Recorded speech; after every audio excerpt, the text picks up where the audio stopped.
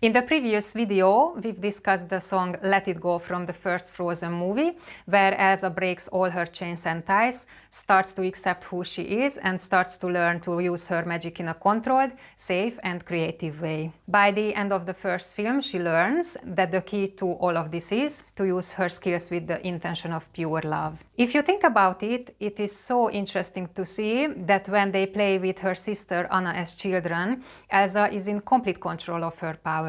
This intention of pure love is already present. She is just not thinking about it at all. It is completely unconscious because it is so natural to her. She only misuses her power and hits Anna because she slips on the ice. And when their parents come in, the father instantly blames Elsa, not even asking what happened to clarify things, not even listening to Elsa when Elsa says that it was an accident to clarify why it was an accident. The parents basically do not pay any attention to what she wants to say.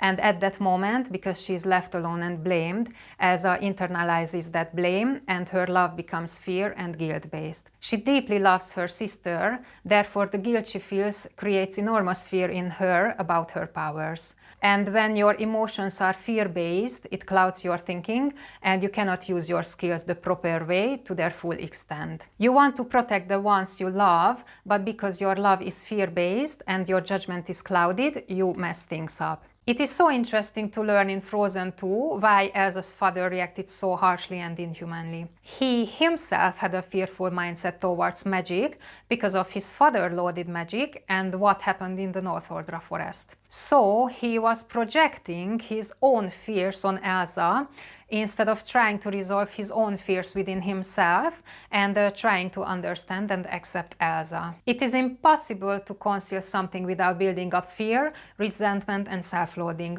Yet, Elsa is repeatedly asked not to feel. So she's not just suppressing her amazing skills, but she is suppressing her emotions. But even if it is not visible, an emotional tension is always burning inside under the surface. Instead of being a playful, discovering child, imagine how stiff a child becomes because her own parents not accepting her, and how insecure of an adult she grows into. Once Elsa learns that she needs to let her fear go and just concentrate on pure love, that is when she gains control over her powers again and can open up and let people into her life again. This usually plays out similarly in real life as well. As a kid, you had your skills and things that you were great at. They came to you effortlessly and you found so much joy in using your skills and doing the things you loved. And then either your family made you suppress your gifts for some reason, or there were other societal pressures that did not allow you to follow and exercise your passions. Years later, when you became an adult and finally you were free of influences, you could reconnect with your gifts and start to develop and use them again.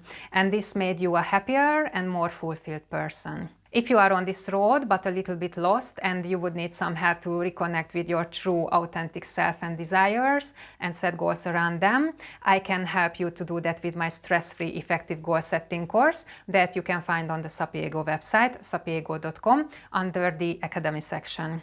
When you do this work, after an initial rebellious and calming down period on your self-discovery journey, you go through the transformational phase where you are transforming, maturing, and starting to accept yourself. Instead of seeking external validation and defying yourself against others, you drop the need for external validation and you become internally defined and validated. You learn that you don't need to compare yourself to anybody. You arrive to the phase where your authentic self emerges and you're in a generally good place. You feel happy and you think that you have arrived where you wanted to be, and your development stops there and you don't need to learn anything new again. You think that your self-discovery and self-development journey is completed. But this is very rarely the case because life usually throws a new challenge in your way to push you further on your development journey. But you might not be happy about it. Why do you resist change? Let's discuss in the next video with the help of another great Frozen song, Into the Unknown. See you there!